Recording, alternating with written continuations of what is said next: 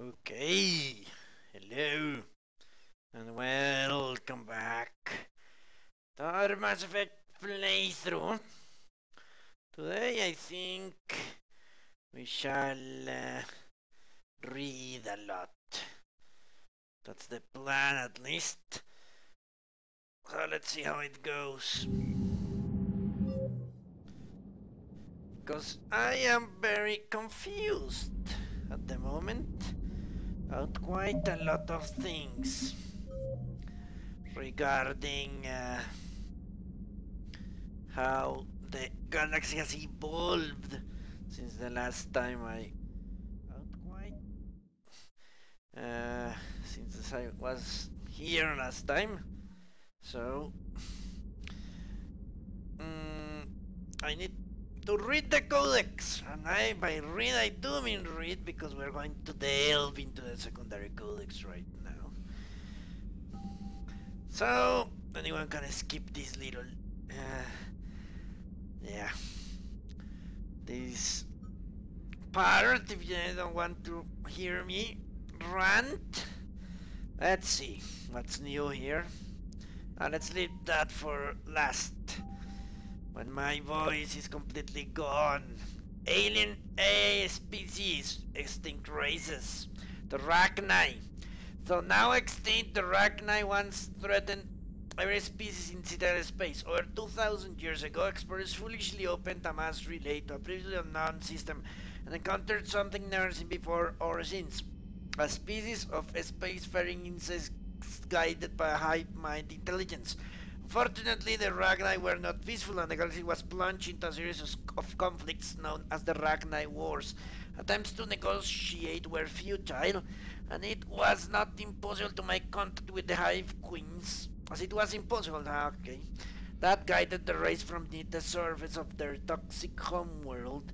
The emergence of the Krogan ended the Rachni Wars. Bred to survive the harshest environments, the Krogan were able to strike at the Queens in their lairs and reclaim conquered Council worlds.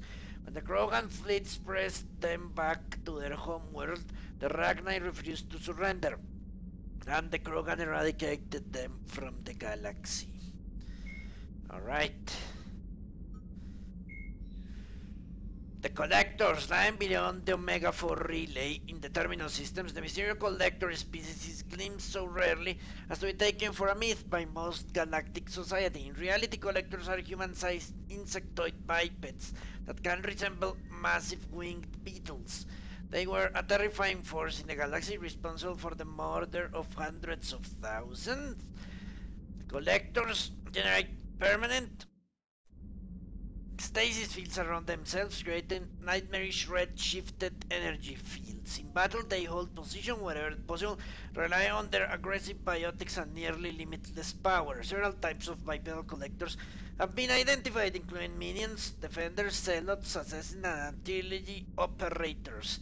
Acting together, collectors have imprisoned entire cities in stasis. While no definitive forensic accounting exists to explain the fate of those imprisoned, the speculation is that victims are harvested for scientific experimentation and neurobiological repurposing. Okay. Krogan, ancient history. The lack of adequately preserved archives presents a significant obstacle to research into the ancient Krogan history. Nevertheless, recent archaeological discoveries have shed new light on the topic, revealing a society once rich with cultural, architectural, and artistic accomplishments. I would like to see those. Newly discovered ruins reveal that the Krogan had particularly advanced understandings of structural and geotechnical engineering as compared to the other cultures at similar stages of development. Old Krogan architecture demonstrates seismic loading techniques that would have both resisted earthquakes and diffused small-scale vibrations from vehicles exploring cities. Curiously, however, Tuchanka has little natural tectonic activity. Instead, researchers believed ancient Krogan were concerned with safe cohabitation with one of the planet's apex predators, Calros, the mother of all treasure moss. Really? Okay. Prior to the Age, I guess that's how that test came to me, that yeah, coming of age ritual or whatever it was.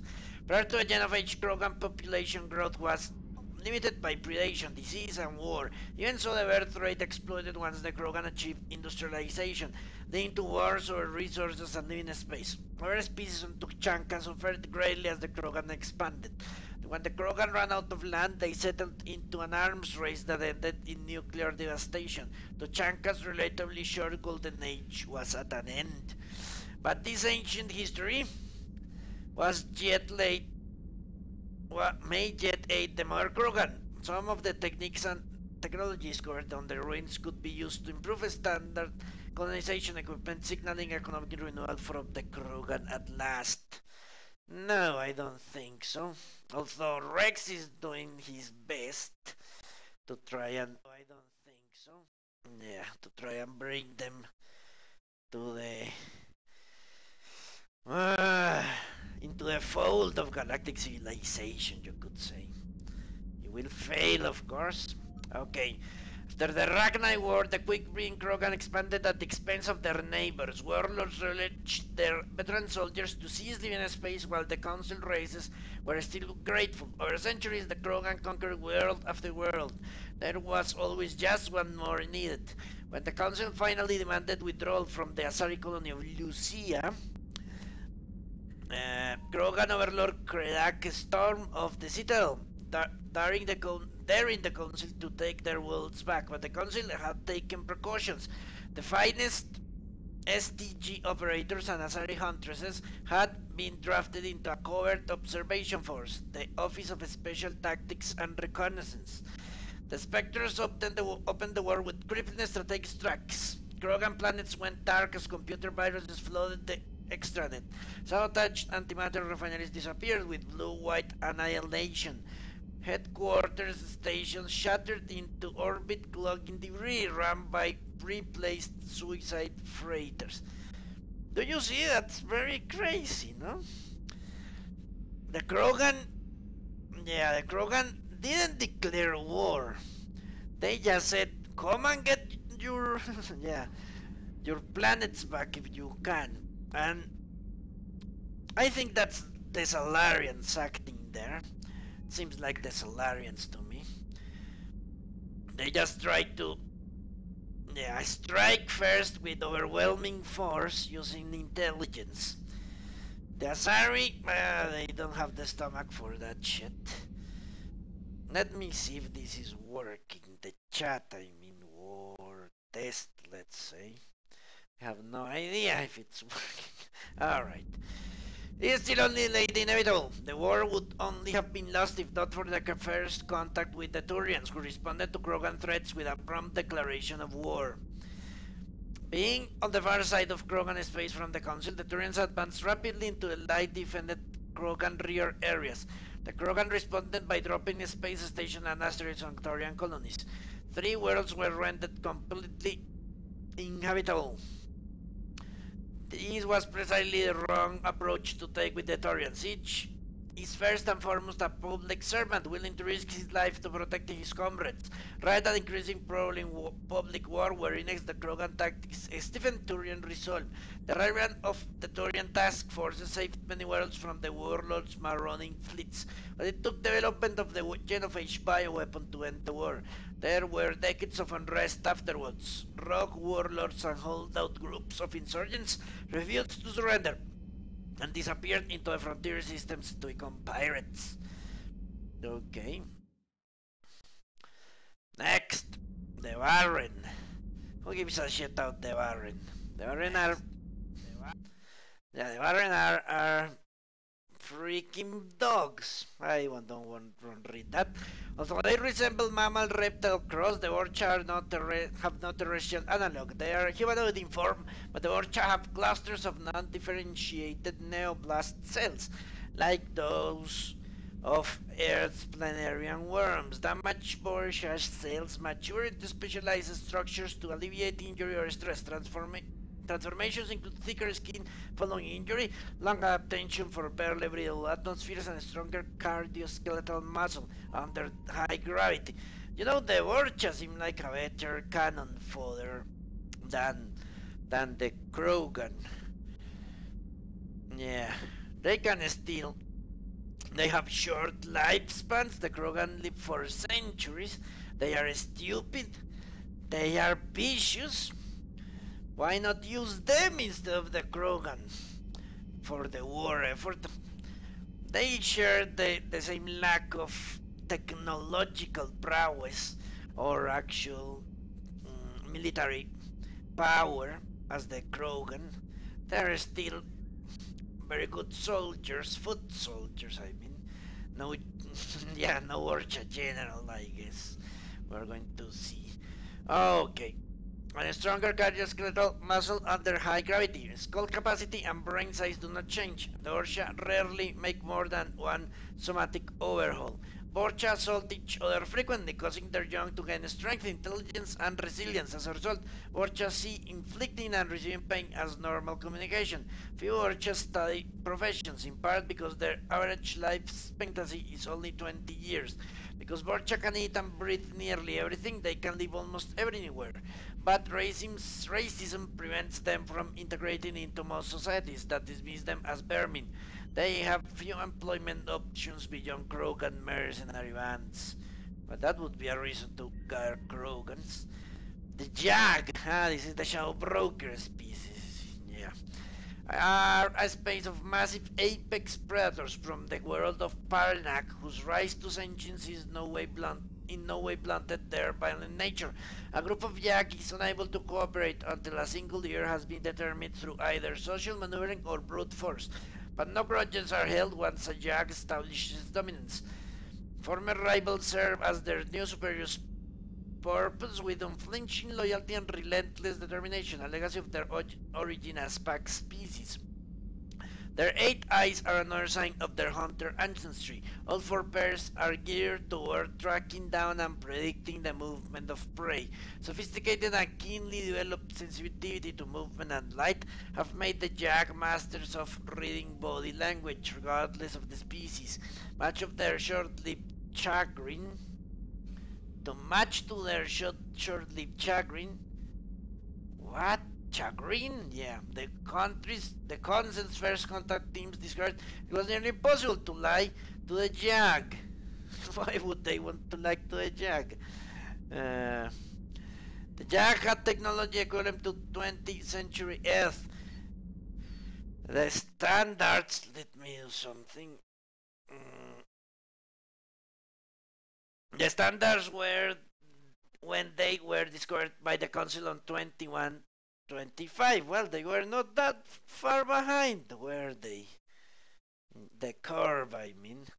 The council ambassadors approached the Jag as friends and allies instead of as subordinates, a baffling sign of contempt from newcomers on Parnak. The Jag attacked when it became apparent that the alien diplomats sternly considered themselves soaring people instead of new underlings.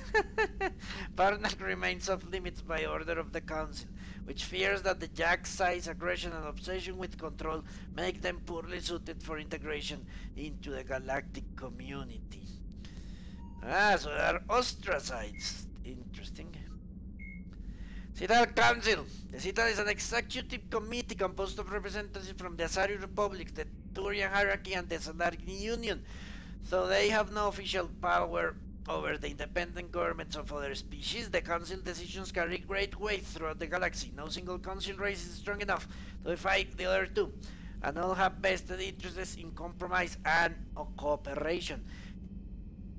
Okay, each of the council species has general characteristics associated with various aspects of governing the galaxy. The are typically seen as diplomats and mediators. The Salarians gather intelligence and information. The Turians provide the bulk of military and peacekeeping forces. Any species granted an embassy on the Citadel is considered an associate member bound by accords on the Citadel Conventions. Associate members may bring issues to the attention of the Council, though they have no input on the decision. The Systems Alliance became an associate member on 2155. Fucking pieces of shit. They Yeah, they don't tell how we lost control of the freaking council. I'm going to blame everything on you, on you, Lina, yeah. I gave you Lina an all human council, and he gives me back a crazy ass Asari that is more xenophobic than me, a weak Turian, well, that's a good thing, I guess, and what? What is her? I think she's, yeah, a wavering, an uncommitted Salarian that is not decisive. Salarians are supposed to be assertive. This Salarian is actually not so much. So instead of a human dominated council, we have an Asari dominated council. Yeah, she's the only one that's calling the shots there. Well, okay. Citral space is an official term referring to any region of space controlled by a species that acknowledges the authority of the Citral Council. At first glance, it appears this territory encompasses most of the galaxy. In reality, however, less than 1% of the stars have been explored. Give me a second, please.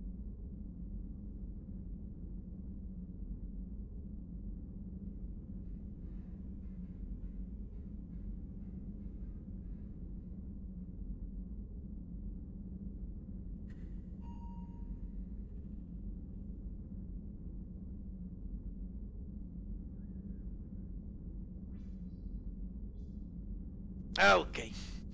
At first glance, it appears this territory encompasses most of the galaxy. In reality, however, less than 1% of the stars have been explored.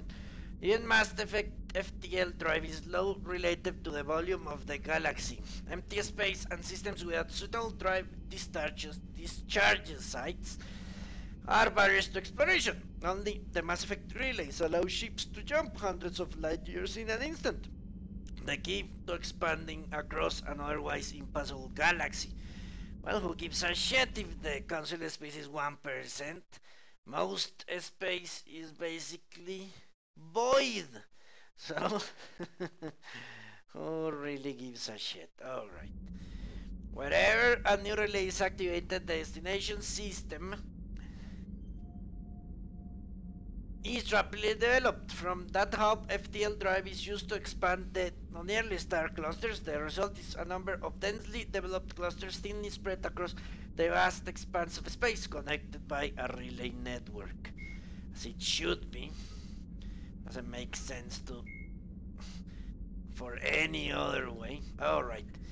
Alliance News Network, founded during the early decades of the space station, expansion, I guess. The Alliance News Network was originally a low-profile news organization known mostly for a series of exposés on the First Contact War, with a focus on galaxy-wide reporting, the unopened bureaus of planets across known space, winning a few awards for excellence and earning a multi-species audience. The Alliance News Network has never been funded by Systems Alliance, despite what its name might imply. This led to a regular confusion among those not in the known, although the network's recent high profile sale to a media conglomerate made the ownership structure clear. The new management has opted for a more sensational approach. This is particularly obvious from changes to its roster of reporters, with a few of the network's luminaries retiring or joining other news networks. The network's increasingly lurid programming has gained wide attention as well as sorely needed ratings. Okay. All the proof that management needed to validate its course. Nonetheless, ANN, what? Insists that integrity and credibility are invaluable standards in the newsroom. Battle Space is among ANN's highest rated programs, known for a particularly titillating breed of reporting. Yeah, well, whatever. Among the show's most noteworthy segments are Diana Salder's dispatches from the front lines. The network calls her reports gritty and realistic, but she has been criticized for her unabashed focus on the violence of war. Well, war is violent. What else would be there? Well, there would be suffering, blight, but It all derives from violence. Violence is the core, the nature of war. War is hell, and hell is not peaceful. Even critics of Adler's agree, however, that despite her often graphic visuals, the facts she reports are just that, facts. The First Contact War. I think this is not needed. Yeah. Yeah, I won't read some of them. Alright, let's read this one. Interplanetary Combat Initiatives Training is the Systems Alliance premier school for leadership and combat exercise. The Interplanetary Combatives Academy, sometimes called N School or the Villa, recruits officers from every branch of Earth's militaries to partake in grueling courses at the Villa Militar in Rio de Janeiro. Initially, candidates train from more than 20 hours per day, leading a small combat teams through hostile terrain with little sleep or food. Trainees who do well are awarded with internal designation of N1 and are invited to return subsequent courses N2 through N6. So we went through this, I guess, because we were N7. Are often head of planet and include instruction in zero-G combat, military free all, parachuting, jetpack flight, combat, living combat, instructions, linguistics, and frontline trauma care for human and alien biologists. The highest grade of training N6 provides the actual combat experience in conflict zones throughout the galaxy. If the trainee survives these scenarios in admirable and effective fashion, he or she finally receives the coveted N7 designation. N7 is the only ICT designation that may be worn on the field or dress uniforms. Okay. There is little shame in failing the N course. The training is so extreme that even qualifying for N1 elevates an officer to a position of respect. The universal prestige of merely attending the academy helps to restrain trainees from taking excessive risk in the pursuit of higher honors. Although ICT qualification by itself does not guarantee higher rank, those officers who are able to complete the program are typically well suited to senior leadership positions. Okay. Uh,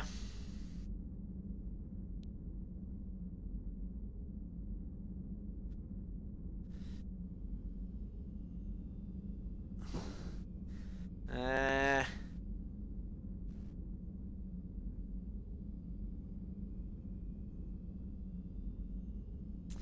okay, let's see. Attacked by Sarena Tyrion and his Gedades. No, after that, the Citadel was attacked and by those same forces, Eden Prime's neighboring world Terra Nova found itself threatened by complete destruction.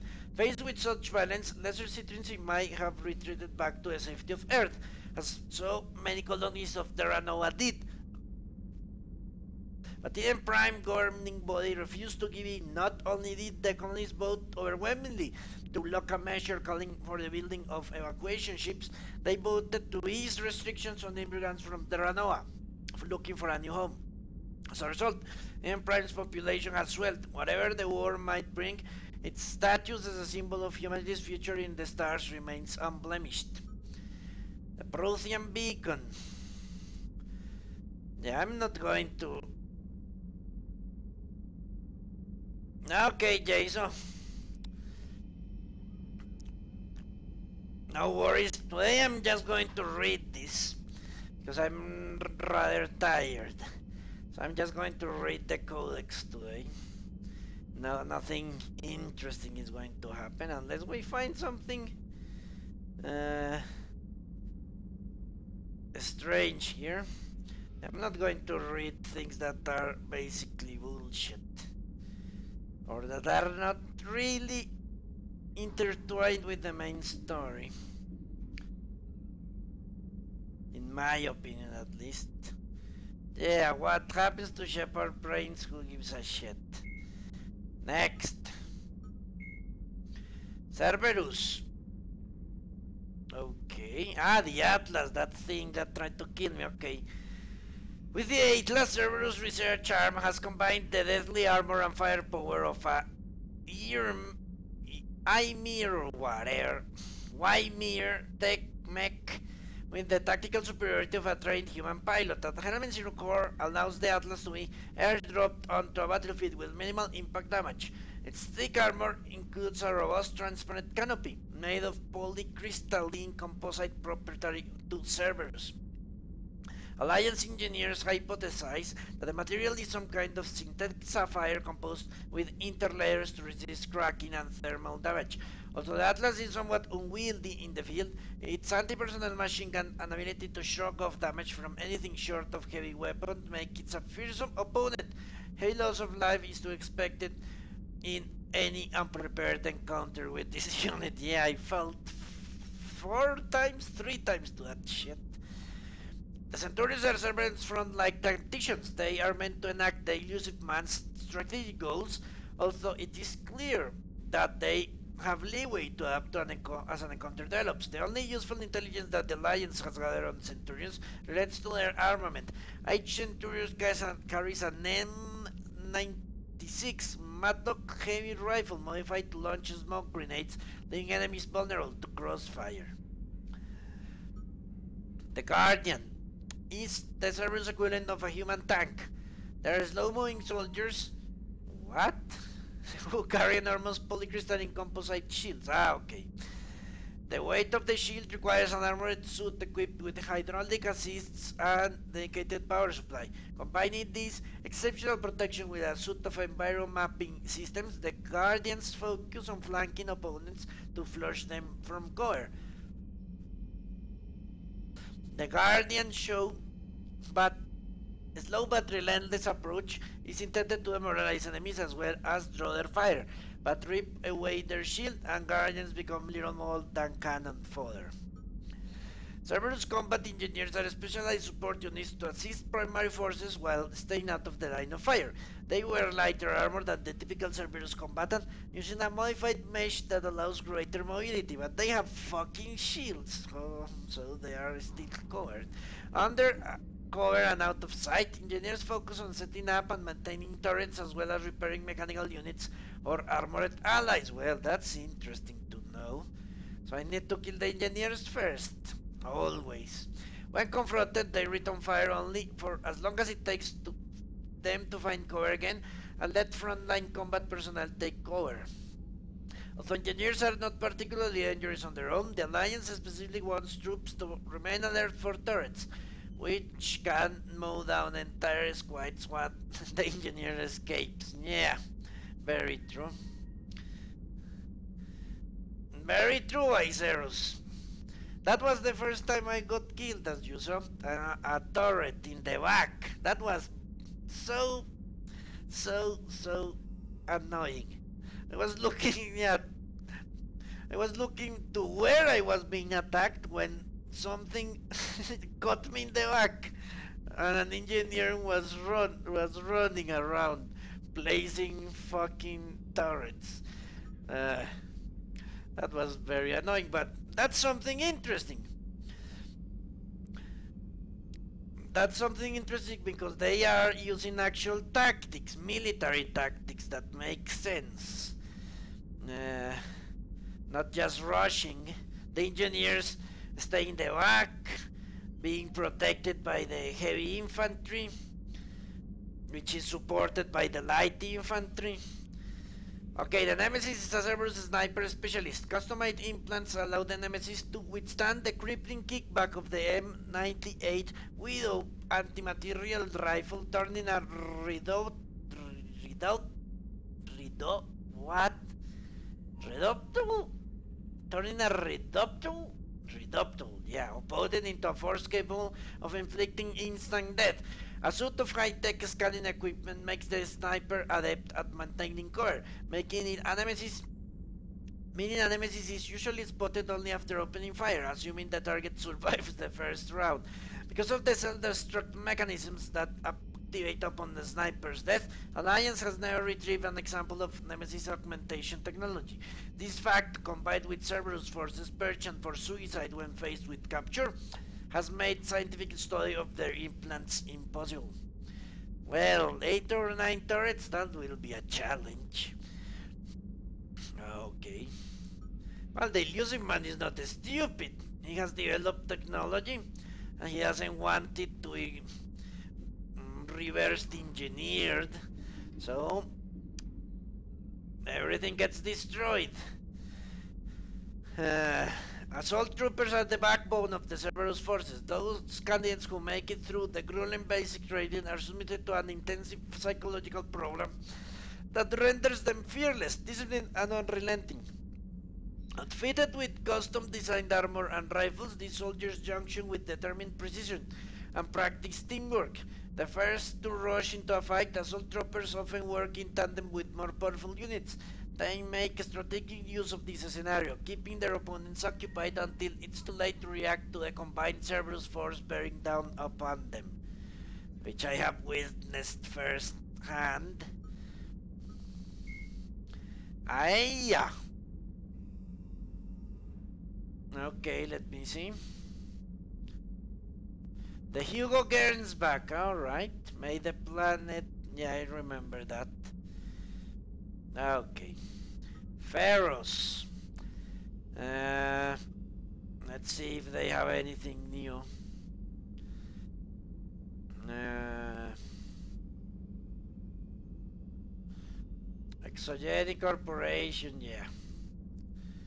Nothing interesting. Yeah, I'm not going to read them all because some are just.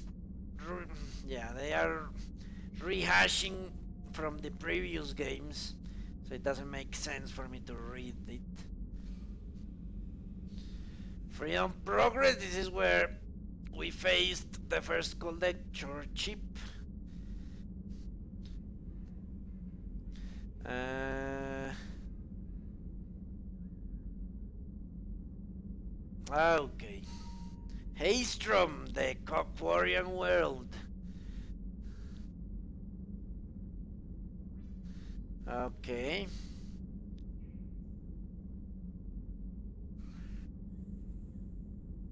Yeah, I read this in the other game. Illum, the Asari. Yeah, identical to the previous ones. I'm seeing those. And I spent almost 2 hours reading the secondary codex last time. Well, I mean in Mass Effect 2. I was really pissed off at the end because it was rehash after rehash and they just repeated the same shit from the previous game. They should warn you of that. Uh, I remember this one. Okay. Corlus, I don't think this one is. Yeah, let's read this one. Known as the StarCraft Cemetery, Corlus, I remember this place. This is the where Grunt was made. Yeah, yeah, I remember that. Krogan have therefore sealed Corlus with Hardy Barren. Yeah. Okay, Noveria. Let's see if something has happened since I toppled Dinoleus. Except from Conchilo. Blah blah blah. Nothing new. Omega. I I read something from Alita Shoke. Aria Shoke. I think maybe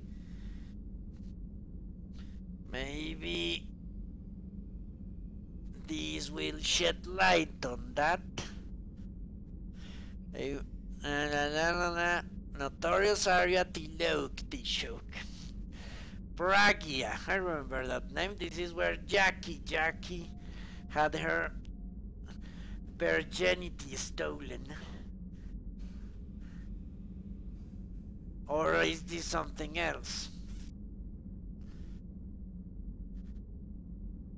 Batarians? Now this is, yeah, this is where Jackie grew up. Praia has become a regional, yeah. Rakhana. What is this? Ah, the homeworld of the Drell. Yeah, I remember that. They saved them and then they started dying in the other world. Sanctum. Uh, I read this on the very map. I remember that.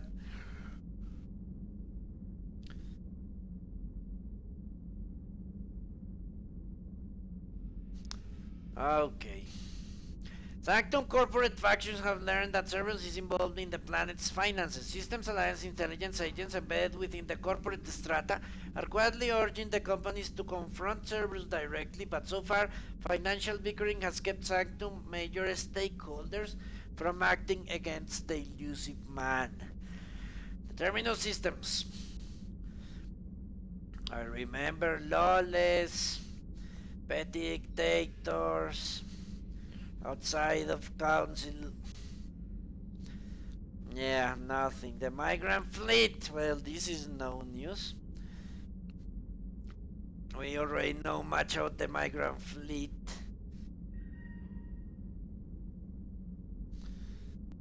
Uh, yeah, clean ships to have sex. Yeah. Perseus Veil. I know what that is. The thing that separates the Geth, the Geth, well, the Quarium homeworld from the rest of the galaxy. Alright. I wonder where Legion went. Ah, look at this. A leaked classified Spectre report claims that the Dreadnought Sovereign, commanded by ex-Spectre Saren Artirius, was crewed by Geth, hit nearly the veil, hit near the veil before attacking the 21-8. Well, we should. Yeah, the veil was used as the staging area. Someone should look into that. Now that we're actually in war, that could be awful. Okay, Bermeyer. I remember Bermeyer. Okay. Next. FTL drive. No, I'm not going to read pseudoscience. Who gives a shit? Military. I remember this from the very first one. Normandy SR1. Also. Uh, from the first one. Was destroyed in 2183 when it was ambushed by a collector ship in the Omega Nebula. I remember this as well. They shoot and shoot from light years away. Yeah, I remember that. Okay. Uh, Alright. This one is new. The Citadel Council has called for the immediate donation of protean artifacts to bolster the war effort, primarily items of Reaper origin and recordings of their attacks. The Exogenic Corporation set an example by donating a store of newly discovered paleo technology and releasing the data archives of deep space research colonies destroyed by the Reapers. Several private collectors have since stepped forward to donate entirely the entirety of their collections. Despite an offer of amnesty for anyone conceding such artifacts, not everyone has responded as the Council hoped. Several artifacts have been found in obscure underground markets of safe haven worlds, presumably sold by newly arrived refugees who needed funds to survive.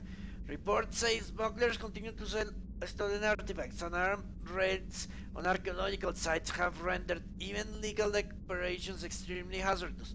After several reports of mercenary groups turning on archaeologists who hired them, Elanus Risk Control Services began to offer security details for archaeological sites at considerably reduced rates. Artificial intelligence. I remember this one as well. Yeah, the blue box that gives them consciousness. I remember that. And this is something that no one cares about. PIs are completely useless. The fall of Earth. The Reapers took Earth in a matter of hours. The Alliance knew the first wave would arrive from Batarian space, but they were unprepared for the speed and scale of the attack. Reapers bypassed the 6th and 7th fleets on Terra Nova and Eden Prime, flying straight from relay to relay, where they could neither be tracked nor intercepted. The tactic was unexpected, since the levies of organic species would never risk coming out of LTL within combat range or leaving enemies at their backs to threaten supply lines. Okay, yeah. But the Reapers have an scorch earth tactic. They just plunge into the enemies and harvest wherever they want. They resemble Napoleon in that regard. At Artura's extension, more than a dozen Reaper capital ships engaged the Alliance 2nd, 3rd, and 5th fleets.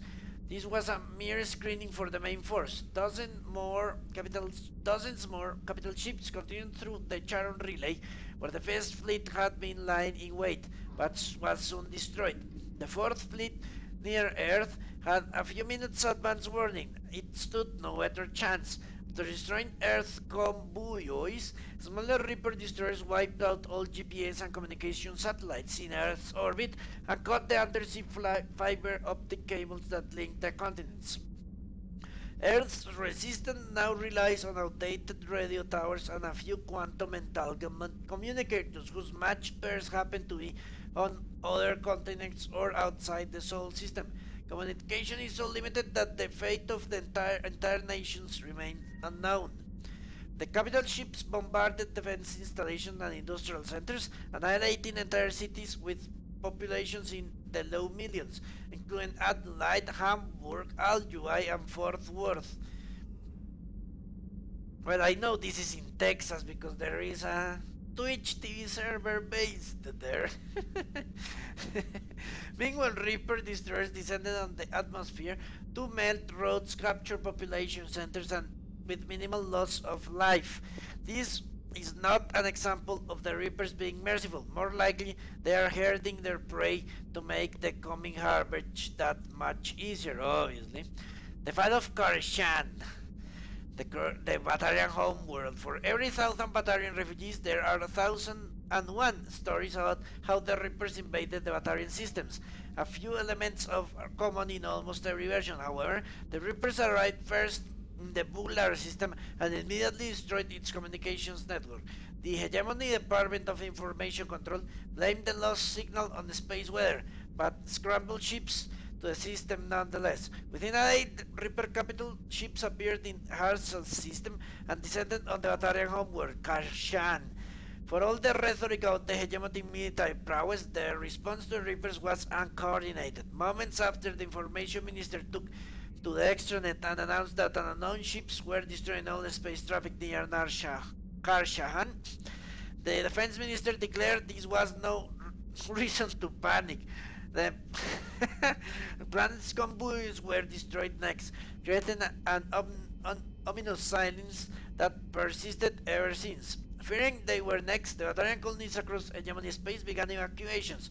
So many refugees poured into human-occupied Exodus clusters that the system's alliance officials at first thought the Batarians were invading. More systems have gone dark as their convoys were destroyed, and millions more Batarians trapped on their planet sit waiting for the Reapers. The Battle of Palaven. When Therus fell, the Thurians knew little about the Reapers except that they wanted to enrage the Turians. Staying calm, the Turians must enforce around Palaven, their homeworld. Fleet Admiral Eric Skoranasi, in what became known as the 15-minute plan, stationed only two carriers, Undaunted and Resolute, near the system's relay. When the Reapers fleet emerged, the carriers launched swarms of unmanned fighters and spy drones. These were quickly destroyed by the drones transmitted vital data on the Reaper's effective range, the fleet composition, and exact location. The Turian solar ships then deployed to defend their system in earnest. Knowing that the Reaper's weapons had a longer effective range than any of their own, Coronati made a short, daring FTL jump, landing his dreadnoughts in the middle of the Reaper fleet. The dreadnoughts then turned to line up their main guns on the Reapers, which also needed to turn to fire on the Turians. This ploy used the Reaper's size against them because they could turn faster. The Turian dreadnoughts locked targets first and concentrated their firepower down several Reaper capital ships. Holy fuck. Well, the Turians at least not know what they're doing. Holy shit. Okay, the Reapers countered instantly. Their destroyers performed a jump of their own to the skies above Palaven, beginning orbital strikes on Turian cities. Yeah, that's exactly what I would have done, trying to lure them to protect their homeworld. The Turians, forced to defend the planet, yeah, found themselves in a pitched battle far from the relay, which emerged as even the endless line of Reaper ships. After massive casualties, Coronati ordered retreat. Torian insists that Palavian is not lost. The battle has merely moved to the ground. Reaper troop transports have dumped hordes of husks to capture Palavian's inhabitants, but met with little success. Reaper capital ships are destroying city after city, but much of the Torian fleet is still operable, and the citizenry is heavily armed. The Torians refuse to be intimidated. Okay, well, at least they are giving them a run for their money. The fall of Theithus. The Reaper's first attack on Turian space followed an age-old maxim: hit them where it hurts. A populous colony dating back centuries, Theithus was already embedded in the Turian psyche as the site of the worst terrorist attack in Turian history. Wounds were still raw from the Balloon Blast, in which a separatist revolutionary slammed a starship into the colony's capital, killing more than 100,000 Turians. Hierarchy forces responded with a massive invasion of the planet to stamp out separatist movement. It was a catharsis for the Turians, reassuring them that heroes would always triumph over evil. And so the Reapers struck Theidrus first. By the time Theidrus went dark, the Turians had already learned that the Batarians and humans were under attack. The hierarchy responded with what they believed was overwhelming force, only to walk into a trap. Reaper ships were waiting on the other side of the relay to Theidrus, and they released devastating firepower at the moment the fleet emerged. Turian leaders, observing the one-side battle, were faced with a choice: reinforce their side of the relay to defend against the Reaper invasion, or throw more resources into an offense. I guess they chose to not throw resources into the slaughterhouse, with soldiers and civilians alike clamoring for retribution against the Reapers. The Turian continued the assault. Holy fuck, I wouldn't have done that. The hierarchy sent warp bombs through the relay to clear a path, fighting tooth and talon to inflict casualties against the Reaper fleet. It was a valiant effort, but doomed, yeah. Yeah, of course. The Reapers emerged victorious from the relay and began broadcasting a signal to Torian convoys. Images of Balum, Theithus' capital, once again smoke a smoking wreck. The fight for Turin space had begun. Well, this is very interesting. I like these codexes. The Reaper War ones. Reaper capabilities. The Reapers are technologically superior to the organic species of the galaxy, but the degree of that superiority is a matter of debate in the intelligence community. The Reaper thrusters and FTL drives appear to propel them at more than twice the speed of Citadel ships. Estimates of their location in dark space suggest that they can travel nearly 30 light years in. Holy fuck. In a 24-hour period. Reaper power sources seem to violate known physical laws. Reapers usually destroy fuel infrastructure rather than attempting to capture it intact, indicating that Reapers do not require organic species energy supplies. Consequently, the Reapers attack without regard for maintaining supply lines behind them, except to move cogs from one planet to another. Unlike capital ships, Reapers do not appear to discharge static buildup from their drive cores, although they sometimes appear what? Reset? Reset? Whatever. I heard that one before.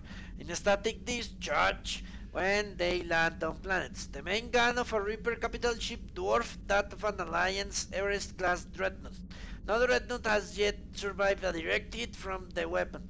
The estimates of its destructive power vary anywhere from 132 to 454 kilotons of TNT.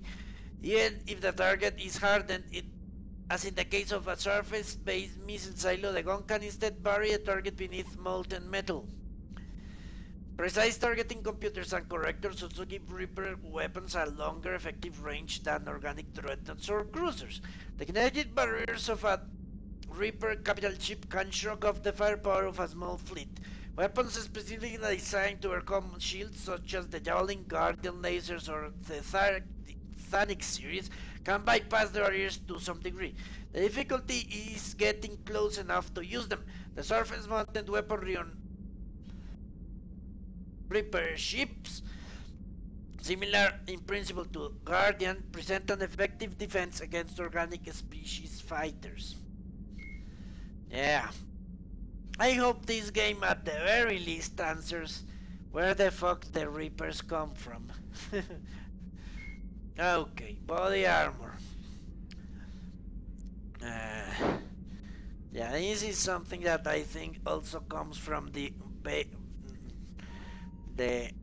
other games, the base games, let's call them at this point. Yeah, this is something I don't really care. I don't really care about fake science.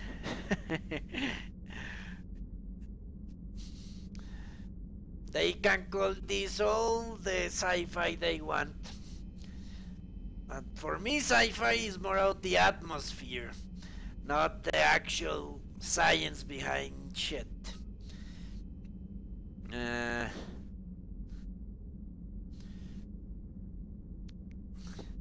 so I guess we're coming to the end of the secondary codex. Then it's the primary codex, and sadly that's it for today because I am pretty damn tired. But tomorrow we shall continue with the storyline by visiting the citadel and buying everything we can before the Reapers hit. Uh, okay. This is the type of armor I use. Warp armor? Why wouldn't I use that name? Okay. Let's go to my primary codex when I don't have to speak. I'm sure you will Admiral be Stephen glad. Hackett is a decorated. The Enhanced Defense Intelligence, or EDI, serves as an information source and cyber warfare defense system on the rebuilt Normandy SR-2.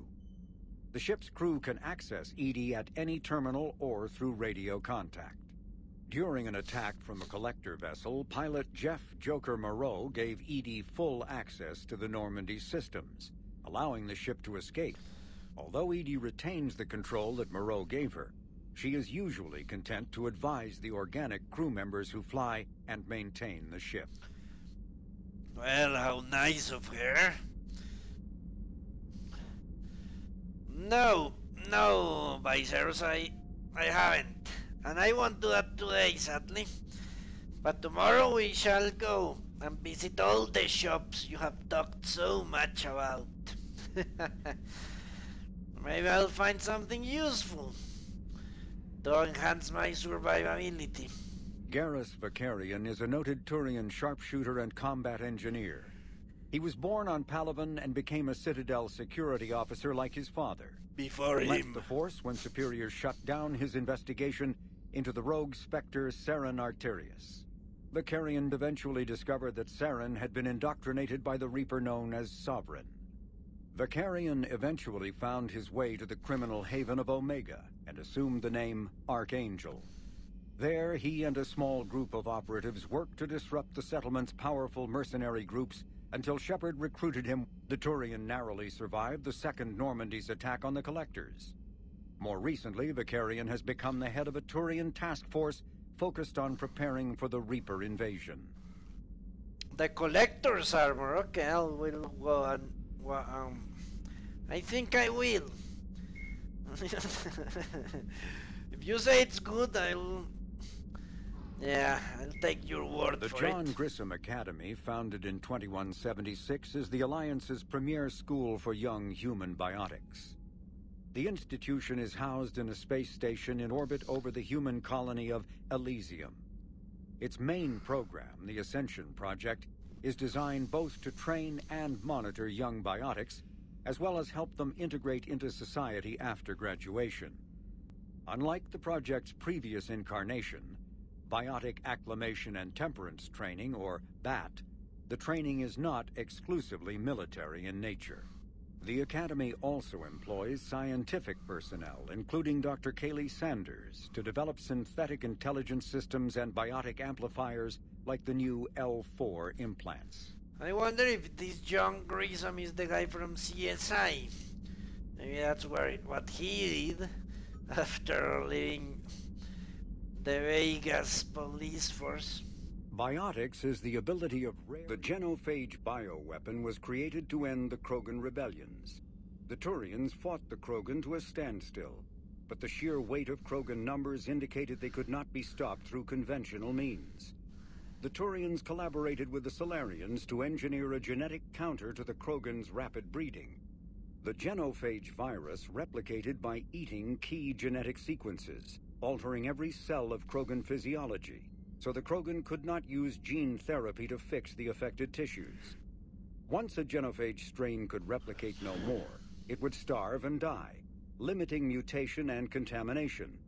In addition, the created genetic flaw is hereditary. The resulting mutation made only 1 in 1,000 Krogan pregnancies carry to term, reducing offspring viability rather than fertility. Krogan warlords fought battles over the females able to carry children to term. The release of the genophage is still controversial and bitterly debated in many circles. I would love to know how the Krogan reproduce. I don't mean how they fuck, but what is their method? Do they lay eggs? Do they lay, or do they become pregnant like humans? How the fuck do they reproduce? Because if they lay eggs like a reptilian or an amphibian, well, who gives a shit if there is 1,000 eggs and only one comes out? It's not that awful, really. Instead, if it's a pregnancy like humans, well, that would be very sad. And laying eggs is basically like puping, I guess. And pooping is not an unpleasurable experience. So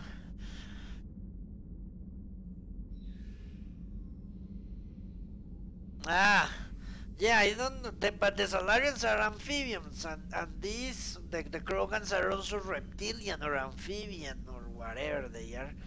So they should be also eggs. Maybe not. Maybe the Solarians are like like frogs, and their eggs are all squishy and have membranes, liquid membranes. And the Krogan do have eggs, like